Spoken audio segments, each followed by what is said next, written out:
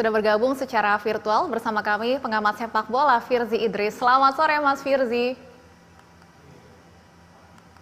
Ya, selamat sore Mas Stefani. Ya Mas Firzi, saya ingin mengawali diskusi kita dengan langsung bertanya. Berapa persen menurut Anda peluang kita bisa memenangkan laga menghadapi Gini malam nanti? Ya, peluang tentu pasti ada ya. Kita harus tetap optimis dengan apa yang anak-anak Garuda sudah siapkan, dengan apa yang Coach Shin sudah siapkan. Tapi memang di konferensi pers kemarin, Shin Tae-yong juga mengatakan bahwa kondisi tim sedang tidak baik-baik saja. Kondisi tim sedang kesulitan dengan cedera ringan, dengan cedera otot, dengan beberapa cedera lain yang cukup mengganggu persiapan tim. Makanya dari itu Coach Shin meminta dukungan seluruh publik Indonesia agar timnas U23 bisa memastikan jalan ke Olimpiade 2024 nanti, karena pertandingan akan sulit dengan beban mental dan beban fisik yang telah mereka emban sejak bermain di Piala Asia U23 kemarin sebulan lalu, sehingga dia mengharapkan memang ini adalah perjuangan akhir bagi timnasnya agar bisa memastikan tempat di Olimpiade Paris 2024. Iya, STY sendiri mengatakan akan menggunakan strategi yang berbeda. Dengan absennya Rizky Ridho, Justin Hubner, dan Elkan Baggett juga tidak bisa bergabung. Strategi berbeda apa menurut Anda yang bisa digunakan oleh STY? Ya, ini ada merespon pertanyaan ya dari kawan wartawan tadi malam tentang bagaimana menghadapi tim dengan karakter Afrika ya, tim yang punya dominasi fisik, tim yang punya kecepatan di sayap-sayapnya. Jadi kita akan melihat bagaimana kalau di Piala Asia kita menghadapi tim-tim yang karakter fisiknya mungkin sepadan dengan kita. Sekarang kita akan melihat bagaimana Shin beradaptasi melawan strategi yang disiapkan oleh pelatih Kaba Diawara yang juga pelatih timnas senior Gini. Jadi persiapan Gini juga maksimal ini. Kalau kita lihat kemarin Shin juga menggambarkan, tadi Mbak Stefani juga sudah bilang bagaimana lini belakang tanpa Ridho, tanpa Hubner. Shin memakai kata-kata lini belakang kita seperti runtuh tanpa kehadiran dua pemain itu. Apalagi pemanggilan Elkan Baggett juga terbukti tidak berhasil ya, entah karena apa, karena Coach Shin juga tidak mendefinisikan dengan jelas kenapa Elkan tidak bergabung dengan tim. Tapi kalau kita lihat ya di sini formasinya mungkin sudah yang terbaik ya Mbak, dengan Komang di kanan, Nathan dan Ferrari. Mungkin itu yang harus kita lakukan. Ferrari mungkin sebagai back yang di antara di kanan tengah atau di paling dalam.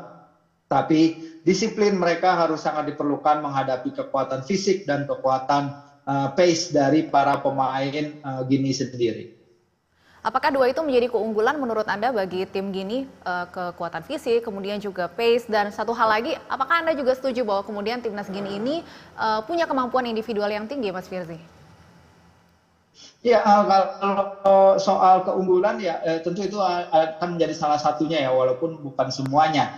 Karena pelatih Diawara juga bilang tim ini persiapannya mepet, nah waktu latihan mereka juga tidak banyak, karena tim ini kan tadi sudah disebut mereka lolos ke fase ini karena mereka jadi peringkat keempat di Piala Afrika U23. Tapi itu tahun lalu, itu turnamen udah berlangsung tahun lalu, dan peringkat 4 dari 8 tim. Jadi sebenarnya nggak bagus-bagus banget mereka menurut kadar Afrika ya.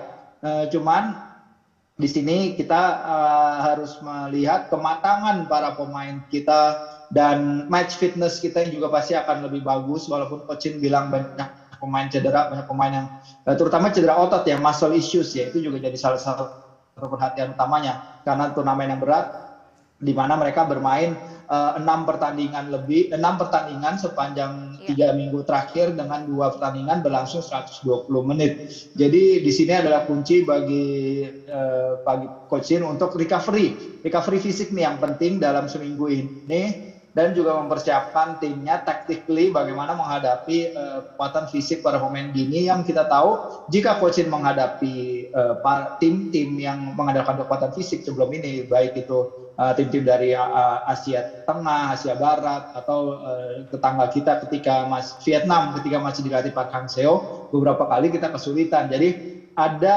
barrier memang yang harus dilewati para pemain kita ini agar bisa menembus that level dan next level berikutnya itu.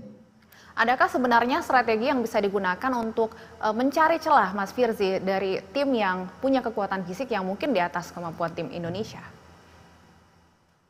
Ya, ya, Coach Shin sudah bilang memang analisis pertandingan telah mereka lakukan, pertandingan-pertandingan gini ya, scouting juga telah mereka lakukan dalam waktu singkat ini, walaupun memang tidak banyak case study terhadap pertandingan-pertandingan tim gini yang ini ya, karena kita tahu mereka itu baru melakoni 2 pertandingan dalam waktu dekat ini, hanya 2 pertandingan ya. Pertama adalah ketika mereka kalah 0-3 dari timnas Olimpiade Amerika Serikat, dan setelah itu pada awal April juga sebenarnya mereka dijadwalin main kalau nggak salah lawan Pantai Gading di Spanyol, tapi habis itu pertandingan batal. Akhirnya mereka hanya menghadapi tim lokal setempat yang tentu saja tidak bisa dijadikan reference point. Jadi sedikit buta akan kekuatan lawan, saya kira pasti. Tapi gini juga kalau gini pasti akan sebaliknya ya, karena dia pasti akan mempelajari semua video-video pertandingan kita di Piala Asia U23, termasuk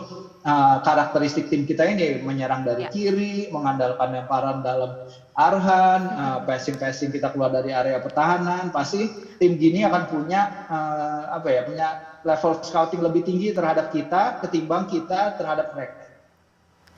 Iya Mas Firzi, kalau kita bicara mengenai target Timnas U23 sejak awal kan PSSI hanya menargetkan lolos 8 besar. Dari STY sendiri target personalnya lolos semifinal. Artinya sebenarnya target untuk masuk Olimpiade ini muncul dari ekspektasi publik. Bagaimana seharusnya para pemain kita bisa bermain lepas tanpa terbebani oleh ekspektasi-ekspektasi dari publik tersebut? Iya, ya bentar, karena memang udah dicanangkan targetnya ya, lolos dari fase grup, lolos dari agar kita menjadi tim yang lolos dari grup dulu dah. Ini merupakan suatu hal yang ditargetkan ke Coach Shin. Ini adalah suatu hal yang normal, tapi kan ketika itu kita momentum kita naik terus kan Mbak. Ternyata kita bisa ngalahin Jordania 4-1 setelah kita mengalahkan Australia, terus kemudian kita bisa menang juga yang terutama kan memang lawan Korea Selatan itu. Terus kemudian grafis kita naik. Nah, di sini kita merasa bahwa oh ya udah kepalang tanggung nih, udah bisa kayaknya kita lolos Olimpiade dengan hanya 1 kemenangan lagi.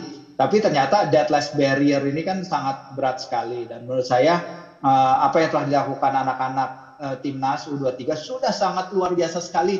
Kita jangan memberikan beban yang terlalu berlebih kepada para pemain, jangan memberikan beban terlalu banyak juga kepada Coach Shin dan pasukannya, dan nanti malah jadinya bumerang yang berbalik melawan mereka gitu. Kita harus mengapresiasi perjuangan mereka sejauh ini. Mas Firzi, tanpa berusaha untuk membebani para pemain timnas U23, prediksi skor untuk malam nanti? Ya, kita pokoknya selalu kalau ditanya prediksi soal timnas Indonesia, saya selalu meyakini bahwa kita bisa memenangkan laga ya. Kita harus bisa mengungguli mereka lewat keunggulan organisasi permainan kita, lewat match fitness kita yang lebih tangguh, lewat kebersamaan para pemain yang sangat diuji dalam beberapa pekan terakhir. Jadi saya yakin kita masih unggul tipis saja Mbak, 1 atau 2 gol. Oke, kita harapkan Garuda Muda bisa memberikan permainan terbaiknya malam nanti, apapun hasilnya nanti. Terima kasih Mas Firzi sudah bergabung bersama kami di Berita Satu Sore. Terima kasih, sama-sama.